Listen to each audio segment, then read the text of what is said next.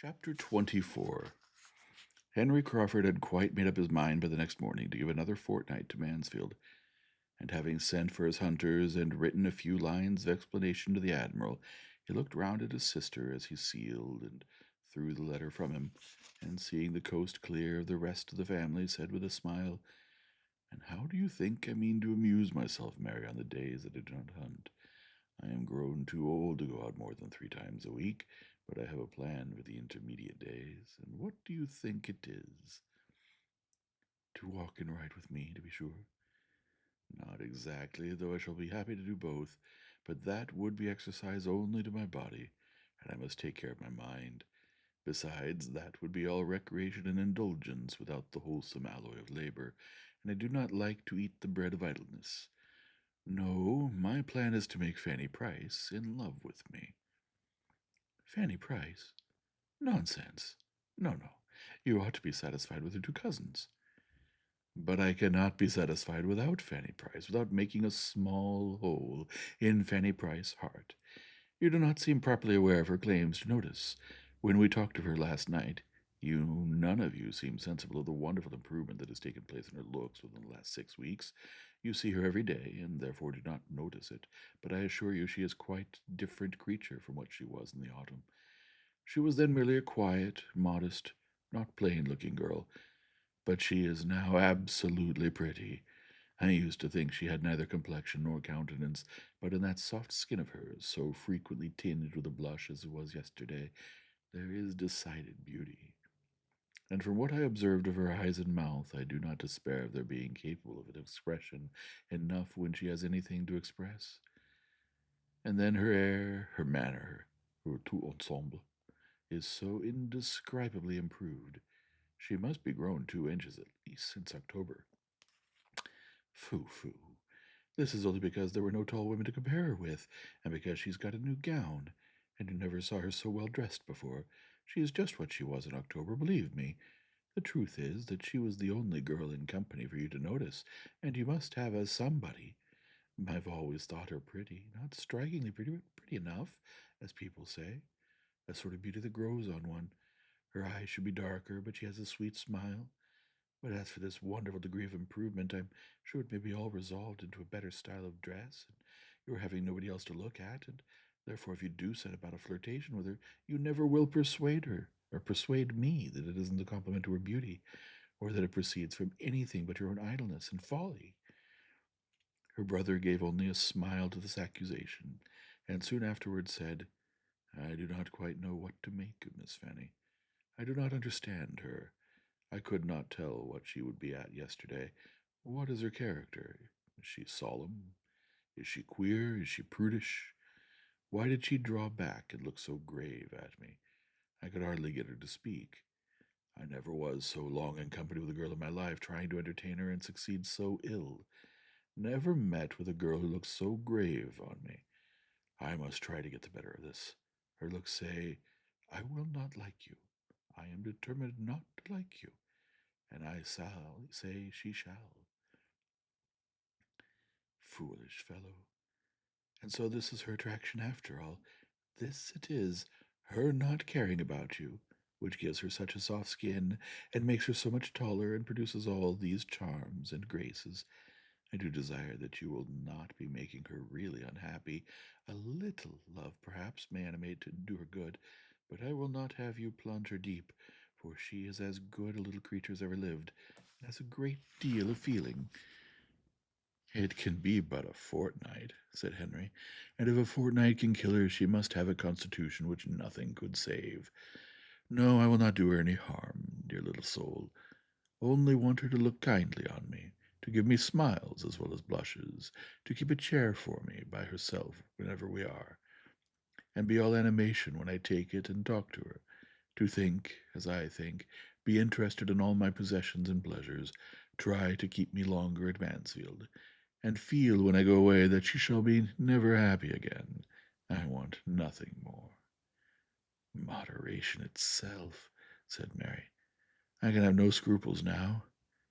Well, you will have opportunities enough of endeavoring to recommend yourself, for we are a great deal together."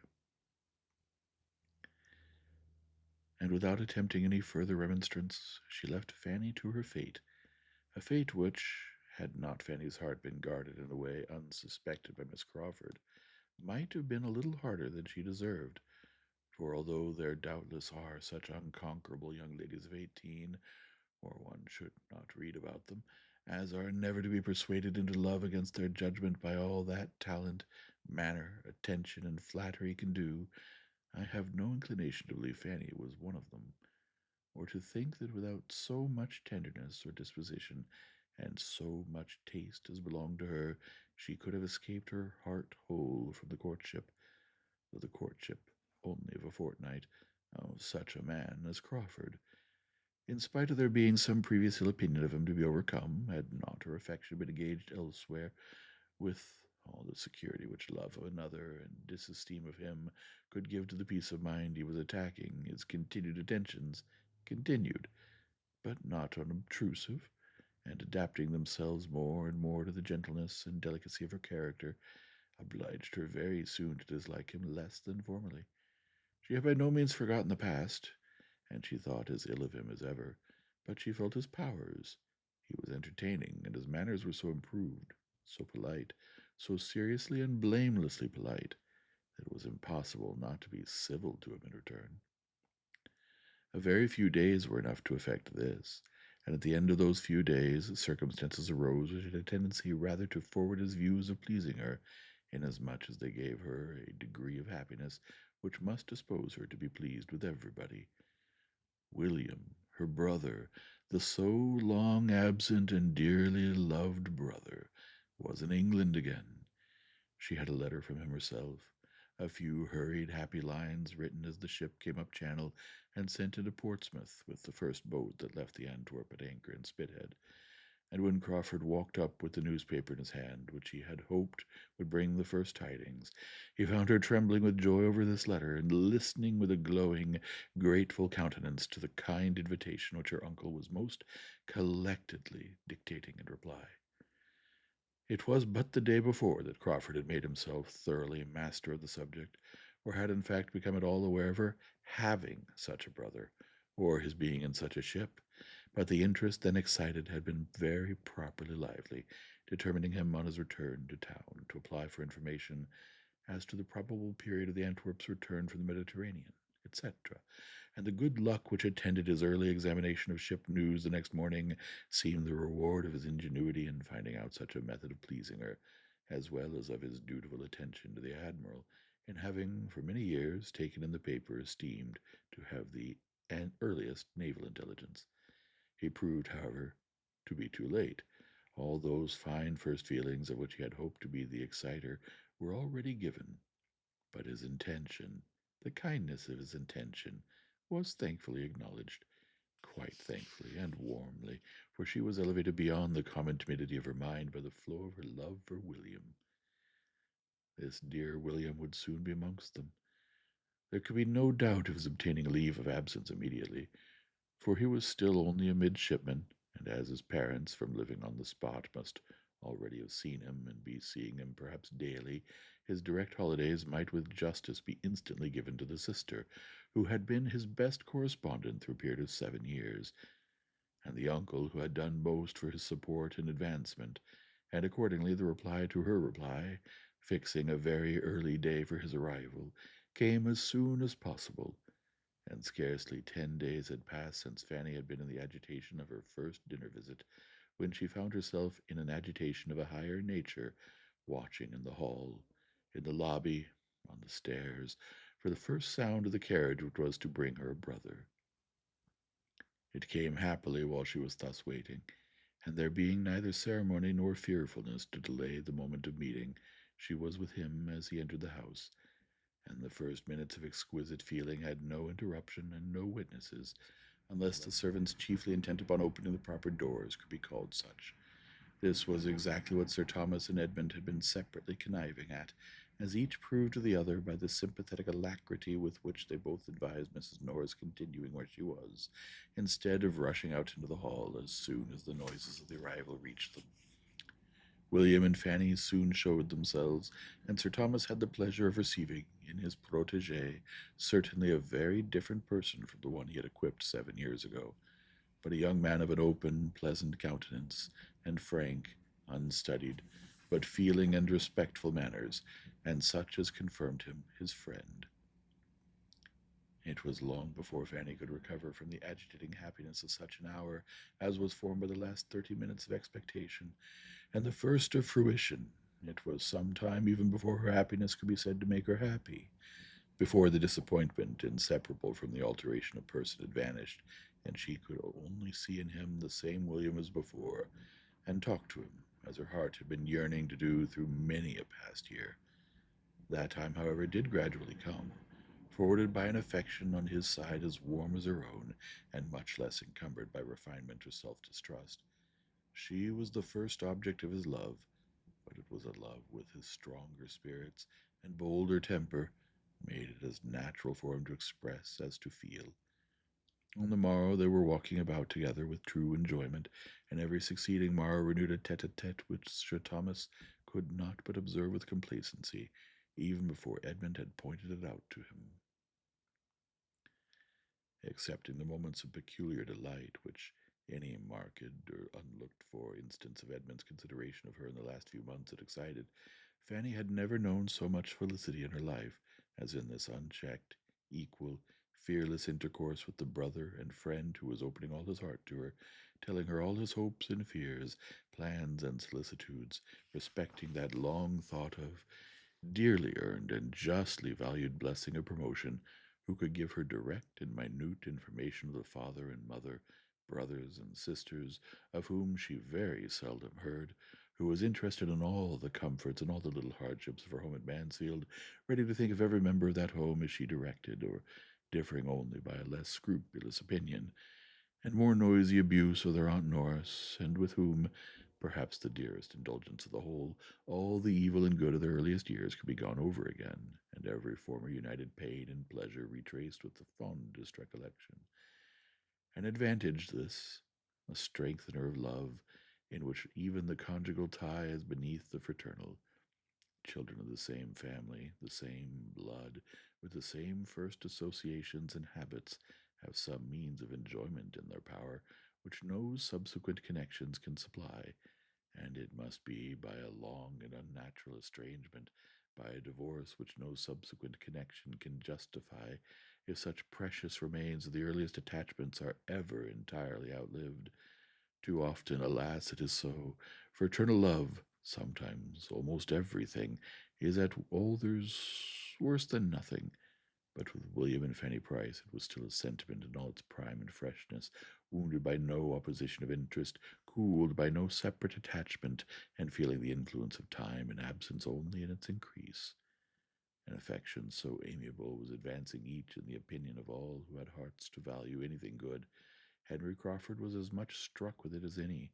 He honored the warm-hearted, blunt fondness of the young sailor, which led him to say, with his hand stretched towards Fanny's head, "Do you know, I begin to like that queer fashion already, though when I first heard of such things being done in England I could not believe it, and when Mrs. Brown and the other women at the Commissioner's at Gibraltar appeared in the same trim, I thought they were mad, but Fanny can reconcile me to anything, and saw with lively admiration the glow of Fanny's cheeks, the brightness of her eye, the deep interest, the absorbed attention while her brother was describing any of the imminent hazards or terrific scenes which such a period at sea must supply. It was a picture which Henry Crawford had moral taste enough to value. Fanny's attractions increased twofold, for the sensibility which beautified her complexion and illumined her countenance was an attraction in itself. He was no longer in doubt of the capabilities of her heart. She had feeling, genuine feeling. It would be something to be loved by such a girl, to excite the first ardors of her young, unsophisticated mind. She interested him more than he had foreseen. A fortnight was not enough. His stay became indefinite. William was often called on by his uncle to be the talker. His recitals were amusing in themselves to Sir Thomas, but the chief object in seeking them was to understand the reciter, to know the young man by his histories, and he listened to his clear, simple, spirited tales with full satisfaction, seeing in them the proof of good principles, professional knowledge, energy, courage, and cheerfulness, everything that could deserve or promise well. Young as he was, William had already seen a great deal. He had been in the Mediterranean, in the West Indies, in the Mediterranean again. He had been often taken on shore by the favor of his captain, and in the course of 7 years had known every variety of danger which sea and war together could offer.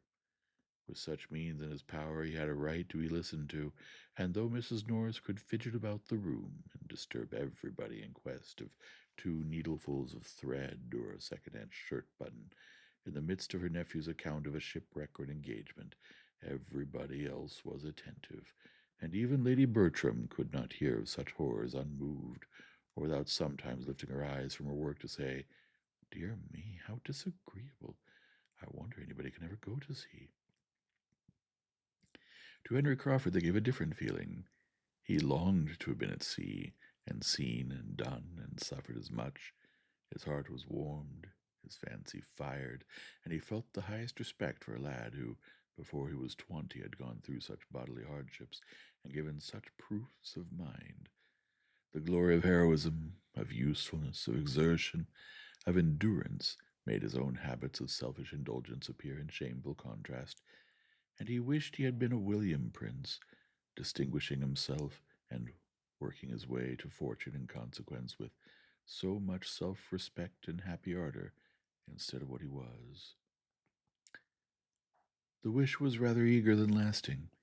He was roused from the reverie of retrospection and regret produced by it, by some inquiry from Edmund as to his plans for the next day's hunting, and he found it was as well to be a man of fortune at once with horses and grooms at his command. In one respect it was better, as it gave him the means of conferring a kindness where he wished to oblige.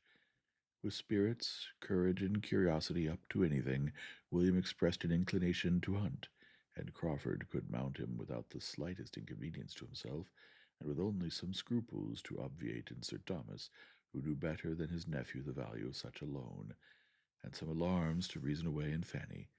She feared for William, by no means convinced by all that he could relate of his own horsemanship in various countries, of the scrambling parties in which he had been engaged, the rough horses and mules he had ridden, or his many narrow escapes from dreadful falls, that he was at all equal to the management of a high-fed hunter at an English fox chase.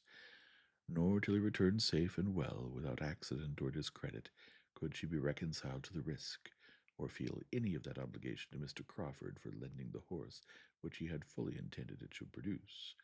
When it was proved, however, to have done William no harm, she could allow it to be a kindness, and even reward the owner with a smile when the animal was 1 minute tendered to his use again, and the next, with the greatest cordiality, and in a manner not to be resisted, made over to his use entirely, so long as he remained in Northamptonshire. Chapter 25. The intercourse of the two families was at this period more nearly restored to what it had been in the autumn than any member of the old intimacy had thought ever likely to be again. The return of Henry Crawford and the arrival of William Price had much to do with it, but much was still owing to Sir Thomas more than toleration of the neighborly attempts at the parsonage. His mind, now disengaged from the cares which had pressed on him at first, was at leisure to find the Grants and their young inmates really worth visiting, and though infinitely above scheming or contriving for any of the most advantageous matrimonial establishment that could be among the apparent possibilities of anyone most dear to him, and disdaining even as a littleness the being quick-sighted on such points, he could not avoid perceiving in a grand and careless way that Mr. Crawford was somewhat distinguishing his niece, now perhaps refrain, though unconsciously, from giving a more willing assent to invitations on that account. His readiness, however, in agreeing to dine at the parsonage, and when the general invitation was at last hazarded, after many debates and many doubts as to whether it were worth while, because Sir Thomas seemed so ill inclined, and Lady Bertram was so indolent, proceeded from good breeding and goodwill alone, and had nothing to do with Mr. Crawford, but as being one in an agreeable group, for it was in the course of that very visit that he first began to think that anyone in the habit of such idle observations would have thought that Mr. Crawford was the admirer of Fanny Price. The meeting was generally felt to be a pleasant one, being composed in a good proportion of those who would talk and those who would listen, and the dinner itself was elegant and plentiful, according to the usual style of the Grants, and too much according to the usual habits of all to raise any emotion except in Mrs. Norris, who could never behold either the wide table or the number of dishes on it with patience, and who did always contrive to experience some evil from the passing of the servants behind her chair, and to bring away some fresh conviction of its being impossible among so many dishes, but that some must be cold. In the evening it was found, according to the predetermination of Mrs. Grant and her sister, that after making up the whist table there would remain sufficient for a round game, and everybody being as perfectly complying and without a choice as on such occasions they always are, speculation was decided on almost as soon as whist, and Lady Bertram soon found herself in the critical situation of being applied to for her own choice between the games, and being required either to draw a card for whist or not. She hesitated. Luckily Sir Thomas was at hand. "What shall I do, Sir Thomas? Whist and speculation? Which will amuse me most?" Sir Thomas, after a moment's thought, recommended speculation. He was a whist player himself, and perhaps might feel that it would not much amuse him to have her for a partner. "Very well," was her ladyship's contented answer. "Then speculation, if you please, Mrs. Grant. I know nothing about it, but Fanny must teach me." Here Fanny interposed, however, with anxious protestations of her own equal ignorance. She had never played the game nor seen it played in her life, and Lady Bertram felt a moment's indecision again, but upon everybody's assuring her that nothing could be so easy, that it was the easiest game in the cards, and Henry Crawford stepping forward with the most earnest request to be allowed to sit between her ladyship and Miss Price, and teach them both, it was so settled, and Sir Thomas, Mrs. Norris, and Dr. and Mrs. Grant being seated at the table of prime intellectual state and dignity, the remaining six, under Miss Crawford's direction, were arranged round the other. It was a fine arrangement for Henry Crawford, who was close to Fanny, and with his hands full of business, having two persons' cards to manage as well as his own, for though it was impossible for Fanny not to feel herself mistress of the rules of the game in 3 minutes, he had yet to inspirit her play, sharpen her avarice, and harden her heart, which, especially in any competition with William, was a work of some difficulty. And as for Lady Bertram, he must continue in charge of all her fame and fortune through the whole evening, and if quick enough to keep her from looking at her cards when the deal began, must direct her in whatever was to be done with them to the end of it. He was in high spirits, doing everything with happy ease, and preeminent in all the lively turns, quick resources, and playful impudence that could do honor to the game, and the round table was altogether a very comfortable contrast to the steady sobriety and orderly silence of the other. Twice had Sir Thomas inquired into the enjoyment and success of his lady, but in vain. No pause was long enough for the time his measured manner needed, and very little of her state could be known till Mrs. Grant was able, at the end of the first rubber, to go to her and pay her compliments. "I hope your ladyship is pleased with the game." "Oh dear, yes. Very entertaining indeed. A very odd game. I do not know what it is all about. I am never to see my cards, and Mr. Crawford does all the rest." "Bertram," said Crawford, some time afterwards, taking the opportunity of a little languor in the game, "I have never told you what happened to me yesterday in my ride home." They had been hunting together, and were in the midst of a good run, and at some distance from Mansfield, when his horse being found to have flung a shoe, Henry Crawford had been obliged to give up, and make the best of his way back. I told you I lost my way after passing that old farmhouse with the yew trees, because I can never bear to ask, but I have not told you that with my usual luck, for I never do wrong without gaining by it. I found myself in due time in the very place which I had a curiosity to see. I was suddenly, upon turning the corner of a steepish, downy field, in the midst of a retired little village between gently rising hills, a small stream before me to be forded, a church standing on a sort of knoll to my right, which church was strikingly large and handsome for the place, and not a gentleman or half a gentleman's house to be seen excepting one, to be presumed the parsonage, within a stone's throw of the said knoll and church. I found myself, in short, in Thornton Lacey. "It sounds like it," said Edmund. "But which way did you turn after passing Sewell's farm?" I answer no such irrelevant and insidious questions, though were I to answer all that you would put in the course of an hour, you would never be able to prove that it was not Thornton Lacey, for such it certainly was. You inquired, then? No, I never inquire, but I told a man mending a hedge that it was Thornton Lacey, and he agreed to it. You have a good memory. I had forgotten having ever told you half so much of the place. Thornton Lacey was the name of his impending living, as Miss Crawford well knew, and her interest in a negotiation for William Price's knave increased. Well, continued Edmund, and how did you like it, what you saw? Very much indeed. You're a lucky fellow. There'll be work for 5 summers at least before the place is livable.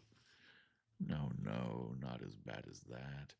The farmyard must be moved, I grant you, but I'm not aware of anything else. The house is by no means bad, and when the yard is removed, there may be a very tolerable approach to it. The farmyard must be cleared away entirely, and planted up to shut out the blacksmith's shop. The house must be turned to front the east side instead of the north. The entrance and principal rooms, I mean, must be on that side where the view is really very pretty. I'm sure it may be done. And there must be your approach, through what is at present the garden. You must make a new garden at what is now the back of the house, which will be giving it the best aspect in the world, sloping to the southeast. The ground seems precisely formed for it. I rode 50 yards up the lane between the church and the house in order to look about me, and saw how it might all be. Nothing can be easier. The meadows beyond what will be the garden, as well as what now is, sweeping round from the lane, I stood in to the northeast, that is, to the principal road through the village. Must be all laid together, of course. Very pretty meadows they are, finely sprinkled with timber. They belong to the living, I suppose. If not, you must purchase them. Then the stream, something must be done with the stream, but I could not quite determine what. I had 2 or 3 ideas. And I have 2 or 3 ideas also, said Edmund, and one of them is that very little of your plan for Thornton Lacey will ever be put in practice. I must be satisfied with rather less ornament and beauty.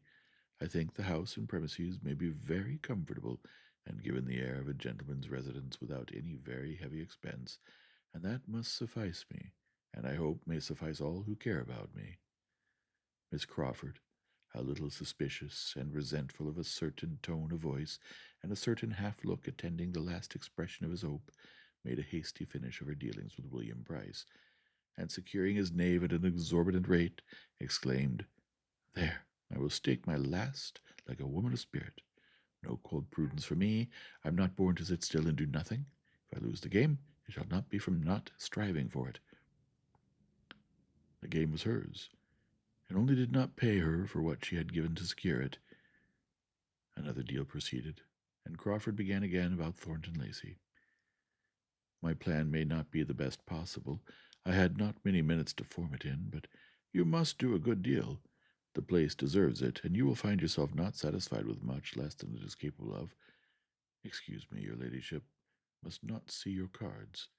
There, let them lie just before you. The place deserves it, Bertram. You talk of giving it the air of a gentleman's residence.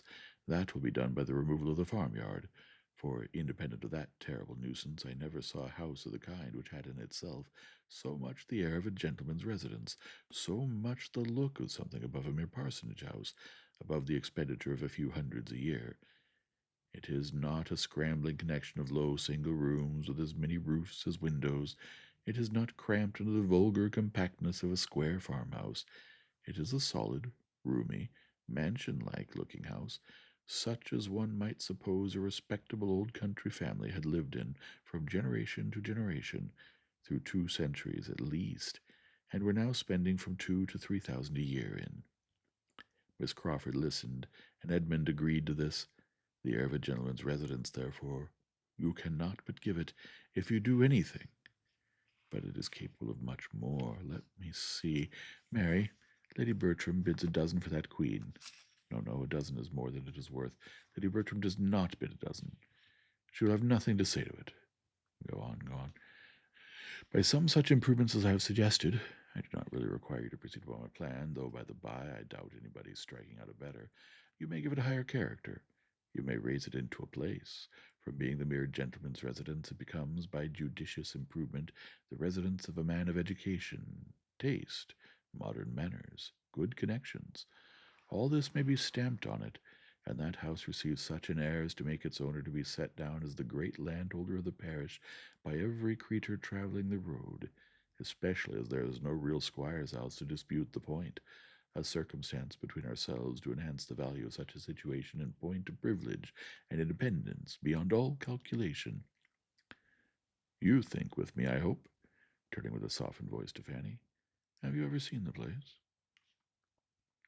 Fanny gave a quick negative, and tried to hide her interest in the subject by an eager attention to her brother, who was driving as hard a bargain and imposing on her as much as he could. But Crawford pursued with, "No, no, you must not part with the Queen. You have bought her too dearly, and your brother does not offer half her value. No, no, sir, hands off, hands off. Your sister does not part with the Queen. She is quite determined. The game will be yours." Turning to her again, "It will certainly be yours." "And Fanny had much rather it were William's," said Edmund, smiling at her. "Poor Fanny, not allowed to cheat herself as she wishes." "Mr. Bertram," said Miss Crawford a few minutes afterward, "you know Henry to be such a capital improver that you cannot possibly engage in anything of the sort at Thornton Lacey without accepting his help. Only think how useful he was at Southerton. Only think what grand things were produced there by our all going with him one hot day in August to drive about the grounds and see his genius take fire. There we went, and there we came home again, and what was done there is not to be told." Fanny's eyes were turned on Crawford for a moment with an expression more than grave, even reproachful, but on catching his were instantly withdrawn. With something of consciousness he shook his head at his sister, and laughingly replied, "I cannot say there was much done at Southerton, but it was a hot day, and we were all walking after each other and bewildered.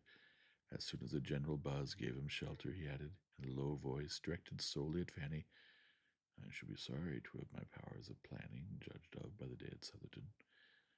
I see things very differently now. Do not think of me as I appeared then."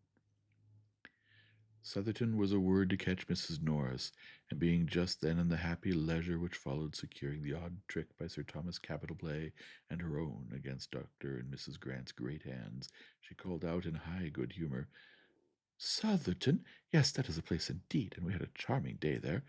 William, you were quite out of luck, but the next time you come, I hope dear Mr. and Mrs. Rushworth will be at home, and I'm sure I can answer for your being kindly received by both. Your cousins are not of a sort to forget their relations, and Mr. Rushworth is a most amiable man.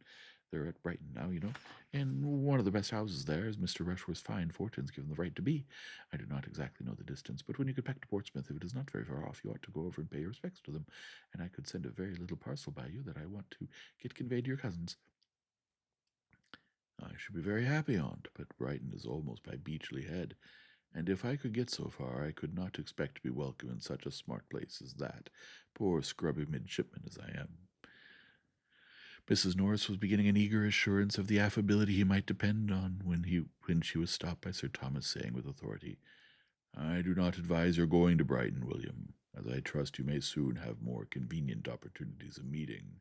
But my daughters would be happy to see their cousins anywhere, and you will find Mr. Rushworth most sincerely disposed to regard all the connections of our family as his own." "I would rather find him private secretary to the First Lord than anything else," was William's only answer, in an under voice, not meant to reach far, and the subject dropped.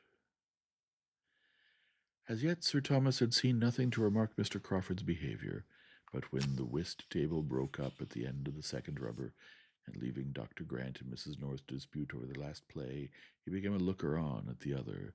He found his niece the object of attentions, or rather of professions, of a somewhat pointed character. Henry Crawford was in the first glow of another scheme about Thornton Lacey, and not being able to catch Edmund's ear, was detailing it to his fair neighbour with the look of considerable earnestness.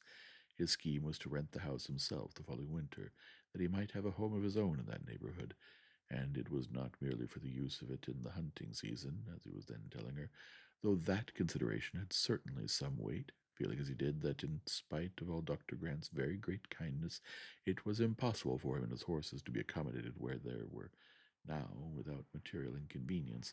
But his attachment to that neighbourhood did not depend upon one amusement or one season of the year. He had set his heart upon having a something there that he could come to at any time, a little homestall at his command, where all the holidays of his year might be spent, and he might find himself continuing, improving, and perfecting that friendship and intimacy with the Mansfield Park family which was increasing in value to him every day. Sir Thomas heard, and was not offended. There was no want of respect in the young man's address, and Fanny's reception of it was so proper and modest, so calm and uninviting, that he had nothing to censure in her. She said little, assented only here and there, and betrayed no inclination either of appropriating any part of the compliment to herself, or of strengthening his views in favour of Northamptonshire. Finding by whom he was observed, Henry Crawford addressed himself on the same subject to Sir Thomas in a more everyday tone, but still with feeling. "I want to be your neighbour, Sir Thomas, as you have perhaps heard me telling Miss Price. May I hope for your acquiescence, and for your not influencing your son against such a tenant?" Sir Thomas, politely bowing, replied, "It is the only way, sir, in which I could not wish you established as a permanent neighbour. But I hope and believe that Edmund will occupy his own house at Thornton Lacey. Edmund, am I saying too much?" Edmund on this appeal had first to hear what was going on, but on understanding the question was at no loss for an answer.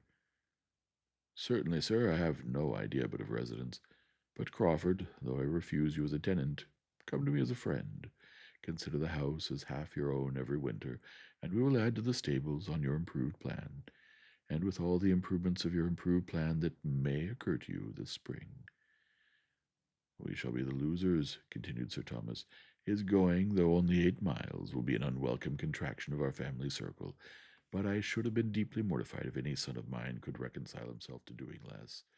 It is perfectly natural that you should not have thought much on the subject, Mr. Crawford, but a parish has wants and claims which can be known only by a clergyman constantly resident, and which no proxy can be capable of satisfying to the same extent. Edmund might, to the common phrase, do the duty of Thornton, that is, he might read prayers and preach without giving up Mansfield Park. He might ride over every Sunday to a house nominally habitated, and go through the divine services. He might be the clergyman of Thornton Lacey every seventh day for 3 or 4 hours, if that would content him. But it will not. He knows that human nature needs more lessons than a weekly sermon can convey, and that if he does not live among his parishioners and prove himself by constant attention their well-wisher and friend, he does very little either for their good or his own. Mr. Crawford bowed his acquiescence. "I repeat again," added Sir Thomas, "that Thornton Lacey is the only house in the neighbourhood in which I should not be happy to wait on Mr. Crawford as occupier." Mr. Crawford bowed his thanks. "Sir Thomas," said Edmund, "undoubtedly understands the duty of a parish priest. We must hope his son may prove that he knows it too."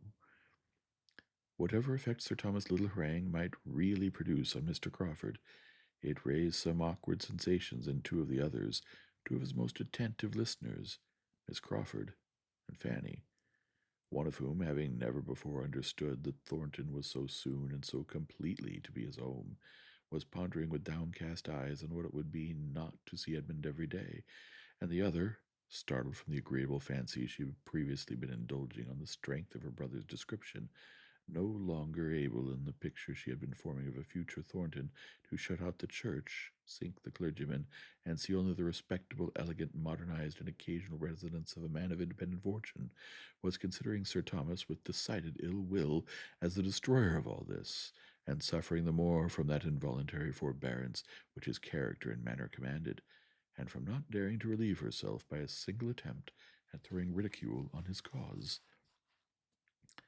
All the agreeable of her speculation was over for that hour. It was time to have done with cards. If sermons prevailed, and she was glad to find it necessary to come to a conclusion, and be able to refresh her spirits by a change of place and neighbour. The chief of the party were now collected irregularly round the fire, and waiting the final break-up. William and Fanny were the most attached. They remained together at the otherwise deserted card-table, talking very comfortably, and not thinking of the rest, till some of the rest began to think of them. Henry Crawford's chair was the first to be given a direction towards them, and he sat silently observing them for a few minutes himself, in the meanwhile observed by Sir Thomas, who was standing in chat with Dr. Grant. "This is the assembly night," said William. "If I were at Portsmouth, I should be at it, perhaps." "But you do not wish yourself at Portsmouth, William?" "No, Fanny, that I do not. I shall have enough of Portsmouth, and of dancing too, when I cannot have you, and I do not know that there could be any good in going to the assembly, for I might not get a partner. The Portsmouth girls turn up their noses at anybody who has not a commission. One might as well be nothing as a midshipman. One is nothing, indeed. You remember the Gregories. They are grown up and amazing fine girls, but they will hardly speak to me, because Lucy is courted by a lieutenant. Oh, shame, shame! But never mind it, William." Her own cheeks in a glow of indignation as she spoke. "It is not worth minding. It is no reflection on you. It is no more than what the greatest admirals have all experienced, more or less, in their time. You must think of that you must try to make up your mind as one of the hardships which fall to every sailor's share, like bad weather and hard living, only with this advantage, that there will be an end to it, that there will come a time when you will have nothing of that sort to endure, when you are a lieutenant. Only think, William, when you are a lieutenant, how little you will care for any nonsense of this kind." "I began to think I shall never be a lieutenant, Fanny. Everybody gets made but me." "Oh, my dear William, do not talk so. Do not be so desponding. My uncle says nothing, but I'm sure he will do everything in his power to get you made. He knows as well as you do of what consequence it is." She was checked by the sight of her uncle much nearer to them than she has had any suspicion of, and each found it necessary to talk of something else. "Are you fond of dancing, Fanny?" "Yes, very. Only I'm soon tired." "I should like to go to a ball with you and see you dance. Have you never any balls at Northampton? I should like to see you dance, and I'd dance with you if you would, for nobody would know who I was here, and I should like to be your partner once more. We used to jump about together many a time, did not we? When the hand organ was in the street? I'm a pretty good dancer in my way, but I dare say you're better." And turning to his uncle, who was now close to them, "Is not Fanny a very good dancer, sir?" Fanny, in dismay at such an unprecedented question, did not know which way to look, or how to be prepared for the answer. Some very grave reproof, or at least the coolest expression of indifference, must be coming to distress her brother, and sink her to the ground, but on the contrary it was no worse than, "I'm sorry to say that I'm unable to answer your question. I've never seen Fanny dance since she was a little girl, but I trust we shall both think she acquits herself like a gentlewoman when we do see her, which perhaps we may have an opportunity of doing ere long." "I've had the pleasure of seeing your sister dance, Mr. Price," said Henry Crawford, leaning forward, "and will engage to answer every inquiry which you can make on the subject to your entire satisfaction. But I believe," seeing Fanny look distressed, "it must be at some other time. There is one person in company who does not like to have Miss Price spoken of." True enough, he had once seen Fanny dance, and it was equally true that he would now have answered for her gliding about with quiet, light elegance, and an admirable time, but, in fact, he could not for the life of him recall what her dancing had been, and rather took it for granted that she had been present than remembered anything about her. He passed, however, for an admirer of her dancing, and Sir Thomas, by no means displeased, prolonged the conversation on dancing in general, and was so well engaged in describing the balls of Antigua, and listening to what his nephew could relate of the different modes of dancing which had fallen with his observation, that he had not heard his carriage announced, and was first called to the knowledge of it by the bustle of Mrs. Norris. "Come, Fanny, Fanny, what are you about?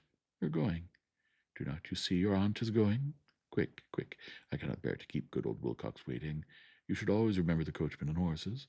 My dear Sir Thomas, we have settled it that the carriage should come back for you, and Edmund, and William." Sir Thomas could not descend, as it had been his own arrangement, previously communicated to his wife and sister, but that seemed forgotten by Mrs. Norris, who must fancy that she settled it all herself. Fanny's last feeling in the visit was disappointment, for the shawl which Edmund was quietly taking from the servant to bring and put round her shoulders was seized by Mr. Crawford's quicker hand, and she was obliged to be indebted to his more prominent attention. Chapter 26. William's desire of seeing Fanny dance made more than a momentary impression on his uncle. The hope of an opportunity which Sir Thomas had then given was not given to be thought of no more. He remained steadily inclined to gratify so amiable a feeling, to gratify anybody else who might wish to see Fanny dance, and to give pleasure to the young people in general. And, having thought the matter over and taken his resolution in quiet independence, the result of it appeared the next morning at breakfast, when, after recalling and commending what his nephew had said, he added, "I do not like, William, that you should leave Northamptonshire without this indulgence. It would give me pleasure to see you both dance. You spoke of the balls at Northampton. Your cousins have occasionally attended them, but they would not altogether suit us now. The fatigue would be too much for your aunt. I believe we must not think of a Northampton ball. A dance at home would be more eligible, and if—" "Ah, my dear Sir Thomas," interrupted Mrs. Norris, "I knew what was coming. I knew what you were going to say. If dear Julia were at home, or dearest Mrs. Rushworth at Southerton, to afford a reason, an occasion for such a thing, you would be tempted to give the young people a dance at Mansfield. I know you would. If they were at home to grace the ball, a ball you would have this very Christmas. Thank you, your uncle. William, thank your uncle." "My daughters," replied Sir Thomas, gravely interposing, "have their pleasures at Brighton, and I hope are very happy. But the dance which I think of giving at Mansfield will be for their cousins. Could we be all assembled, our satisfaction will undoubtedly be more complete, but the absence of some is not to debar the others of amusement." Mrs. Norris had not another word to say. She saw decision in his looks, and her surprise and vexation required some minutes' silence to be settled into composure. A ball at such a time, his daughters absent, and herself not consulted. There was comfort, however, soon at hand. She must be the doer of everything. Lady Bertram would, of course, be spared all thought and exertion, and it would fall upon her. She should have to do the honors of the evening, and this reflection quickly restored so much of her good humor as enabled her to join in with the others before their happiness and thanks were all expressed. Edmund, William, and Fanny did, in their different ways, look and speak as much grateful pleasure in the promised ball as Sir Thomas could desire. Edmund's feelings were for the other two. His father had never conferred a favor or shown a kindness more to his satisfaction. Lady Bertram was perfectly quiescent and contented, and had no objections to make. Sir Thomas engaged for its giving her very little trouble, and she assured him that she was not at all afraid of the trouble. Indeed, she could not imagine there would be any. Mrs. Norris was ready with her suggestions as to the rooms he would think fittest to be used, but found it all prearranged, and when she would have conjectured and hinted about the day, it appeared that the day was settled too. Sir Thomas had been amusing himself with shaping a very complete outline of the business, and as soon as she would listen quietly, could read his list of the families to be invited, from whom he calculated, with all necessary allowance for the shortness of the notice, to collect young people enough to form 12 or 14 couples, and could detail the considerations which had induced him to fix on the 22nd as the most eligible day. William was required to be at Portsmouth on the 24th. The 22nd would therefore be the last day of his visit, but where the days were so few, it would be unwise to fix on any earlier. Mrs. Norris was obliged to be satisfied with thinking just the same, and with having been on the point of proposing the 22nd herself as by far the best day for the purpose. The ball was now a settled thing, and before the evening a proclaimed thing to all whom it concerned. Invitations were sent with dispatch, and many a young lady went to bed that night with her head full of happy cares as well as Fanny.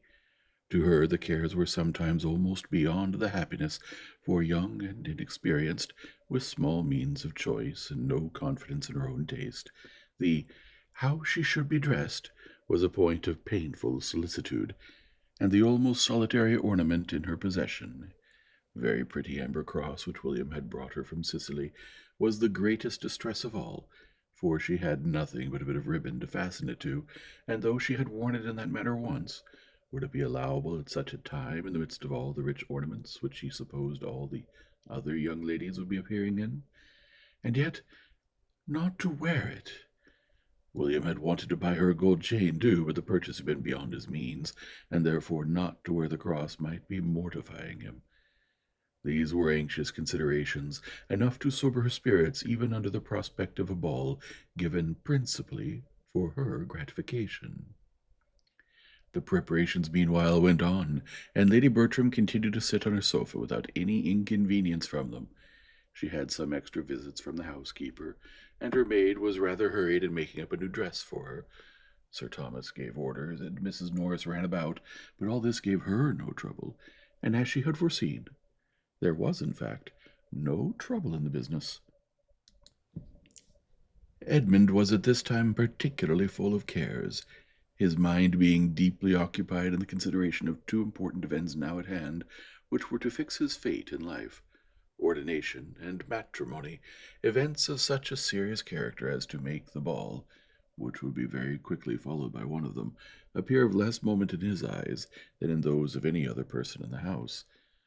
On the 23rd he was going to a friend near Peterborough, in the same situation as himself, and they were to receive ordination in the course of the Christmas week.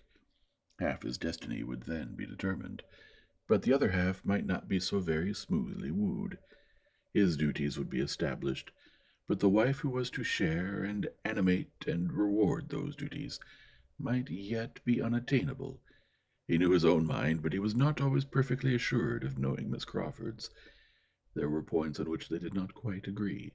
There were moments in which she did not seem propitious, and, though trusting altogether to her affection so far as to be resolved, almost resolved on bringing to a decision within a very short time, as soon as the variety of business before him were arranged, and he knew what he had to offer her, he had many anxious feelings, many doubting hours as to the result. His conviction of her regard for him was sometimes very strong. He could look back on a long course of encouragement, and she was as perfect in disinterested attachment as in everything else. But at other times doubt and alarm intermingled with his hopes, and when he thought of her acknowledged disinclination for privacy and retirement, her decided preference of a London life, what could he expect but a determined rejection? Unless it were an acceptance even more to be deprecated, demanding such sacrifices of situation and employment on his side as conscience must forbid. The issue of all depended on one question. Did she love him well enough to forego what had used to be essential points? Did she love him well enough to make them no longer essential? And this question, which he was continually repeating to himself, though oftenest answered with a yes, had sometimes its no. Miss Crawford was soon to leave Mansfield, and on this circumstance the no and the yes had been very recently in alternation. He had seen her eyes sparkle as she spoke of the dear friend's letter, which claimed a long visit from her in London, and of the kindness of Henry in engaging to remain where he was till January, that he might convey her thither. He had heard her speak of the pleasure of such a journey with an animation which had no in every tone, but this had occurred on the first day of its being settled, within the first hour of the burst of such enjoyment, when nothing but the friend she was to visit was before her. He had since heard her express herself differently, with other feelings, more checkered feelings. He had heard her tell Mrs. Grant that she should leave her with regret, that she began to believe neither the friends nor the pleasures she was going to were worth those she left behind, and that though she felt she must go, and knew she should enjoy herself when once away, she was already looking forward to being at Mansfield again. Was there not a yes in all this? With such matters to ponder over, and arrange, and rearrange, Edmund could not, on his own account, think very much of the evening which the rest of the family were looking forward to, with a more equal degree of strong interest. Independent of his two cousins' enjoyment in it, the evening was to him of no higher value than any other appointed meeting of the two families might be. In every meeting there was a hope of receiving farther confirmation of Miss Crawford's attachment, but the whirl of a ballroom perhaps was not particularly favorable to the excitement or expression of serious feelings. To engage her early for the first two dances was all the command of individual happiness which he felt in his power, and the only preparation for the ball which he could enter into, in spite of all that was passing around him on the subject from morning till night. Thursday was the day of the ball, and on Wednesday morning Fanny, still unable to satisfy herself as to what she ought to wear, determined to seek the counsel of the more enlightened, and apply to Mrs. Grant and her sister, whose acknowledged taste would certainly bear her blameless, and Edmund and William were gone to Northampton, and she had reason to think Mr. Crawford likewise out. She walked down to the parsonage without much fear of wanting an opportunity for private discussion, and the privacy of such a discussion was a most important part of it to Fanny, being more than half ashamed of her own solicitude. She met Miss Crawford within a few yards of the parsonage, just setting out to call on her, and as it seemed to her that her friend, though obliged to insist on turning back, was unwilling to lose her walk, she explained her business at once, and observed that if she would be so kind as to give her opinion, it might be all talked over as well without doors as within. Miss Crawford appeared gratified by the application, and after a moment's thought urged Fanny's returning with her in a much more cordial manner than before, and proposed their going up into her room, where they might have a comfortable cause without disturbing Dr. and Mrs. Grant, who were together in the drawing-room. It was just the plan to suit Fanny, and with a great deal of gratitude on her side for such ready and kind attention, they proceeded indoors and upstairs, and were soon deep in the interesting subject. Miss Crawford, pleased with the appeal, gave her all her best judgment and taste, made everything easy by her suggestions, and tried to make everything agreeable by her encouragement. The dress being settled in all its grander parts. "But what shall you have by way of a necklace?" said Miss Crawford. "Shall not you wear your brother's cross?" And as she spoke she was undoing a small parcel which Fanny had observed in her hand when they met. Fanny acknowledged her wishes and doubts on this point. She did not know how either to wear the cross or to refrain from wearing it. She was answered by having a small trinket box placed before her, and being requested to choose from among several gold chains and necklaces. Such had been the parcel with which Miss Crawford was provided, and such the object of her intended visit, and in the kindest manner she now urged Fanny's taking one for the cross, and to keep, for her sake, saying everything she could think of to obviate the scruples which were making Fanny start back at first with a look of horror at the proposal. "You see what a collection I have," said she, "more by half than I ever use or think of. I do not offer them as new. I offer nothing but an old necklace. You must forgive the liberty and oblige me." Fanny still resisted, and from her heart the gift was too valuable, but Miss Crawford persevered and argued the case with so much affectionate earnestness through all the heads of William and the Cross, and the ball, and herself, as to be finally successful. Fanny found herself obliged to yield, that she might not be accused of pride or indifference, or some other light littleness, and having with modest reluctance given her consent, proceeded to make the selection. She looked and looked, longing to know which might be least valuable, and was determined in her choice at last, by fancying there was but one necklace, and one more frequently placed before her eyes than the rest. It was of gold, prettily worked, and though Fanny would have preferred a longer and a plainer chain as more adapted for her purpose, she hoped, in fixing on this, to be choosing what Miss Crawford least wished to keep. Miss Crawford smiled her perfect approbation, and hastened to complete the gift by putting the necklace round her, and making her see how well it looked. Fanny had not a word to say against its becomingness, and, excepting what remained of her scruples, was exceedingly pleased with an acquisition so very apropos. She would rather, perhaps, have been obliged to some other person, but this was an unworthy feeling.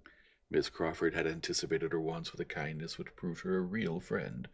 "When I wear this necklace, I shall always think of you," said she, "and feel how very kind you were." "You must think of somebody else, too, when you wear that necklace," replied Miss Crawford. "You must think of Henry, for it was his choice in the first place. He gave it to me, and with the necklace I make over to you all the duty of remembering the original giver. It is to be a family remembrancer. The sister is not to be in your mind without bringing the brother too." Fanny, in great astonishment and confusion, would have returned the present instantly, to take what had been the gift of another person, of a brother too. Impossible! It must not be, and with an eagerness and embarrassment quite diverting to her companion, she laid down the necklace again on its cotton, and seemed resolved either to take another or none at all. Miss Crawford thought she had never seen a prettier consciousness. "My dear child," said she, laughing, "what are you afraid of? Do you think Henry will claim the necklace as mine, and fancy you did not come honestly by it? Or are you imagining he would be too much flattered by seeing around your lovely throat an ornament which his money purchased 3 years ago, before he knew there was such a throat in the world? Or perhaps, looking archly, you suspect a confederacy between us, and that what I am now doing is with his knowledge and at his desire. With the deepest blushes, Fanny protested against such a thought. Well, then, replied Miss Crawford more seriously, but without at all believing her, to convince me that you suspect no trick, and are as unsuspicious of compliment as I have always found you, take the necklace and say no more about it. Its being a gift of my brother's need not make the smallest difference in your accepting it, as I assure you it makes none in my willingness to part with it. He has always given me something or other. I have such innumerable presents from him that it is quite impossible for me to value or for him to remember half. And as for this necklace, I do not suppose I have worn it 6 times. It is very pretty, but I never think of it, and though you would be most heartily welcome to any other in my trinket box, you have happened to fix on the very one which, if I have a choice, I would rather part with and see in your possession than any other. Say no more against it, I entreat you. Such a trifle is not worth half so many words. Fanny dared not make any farther opposition, and with renewed but less happy thanks accepted the necklace again, for there was an expression in Miss Crawford's eyes which she could not be satisfied with. It was impossible for her to be insensible of Mr. Crawford's change of manners. She had long seen it. He evidently tried to please her. He was gallant, he was attentive, he was something like what he had been to her cousins. He wanted, she supposed, to cheat her of her tranquillity, as he had cheated them, and whether he might not have some concern in this necklace, she could not be convinced that he had not, for Miss Crawford, complacent as a sister, was careless as a woman and a friend. Reflecting and doubting, and feeling that the possession of what she had so much wished for did not bring much satisfaction, she now walked home again, with a change rather than a diminution of cares, since her treading that path before.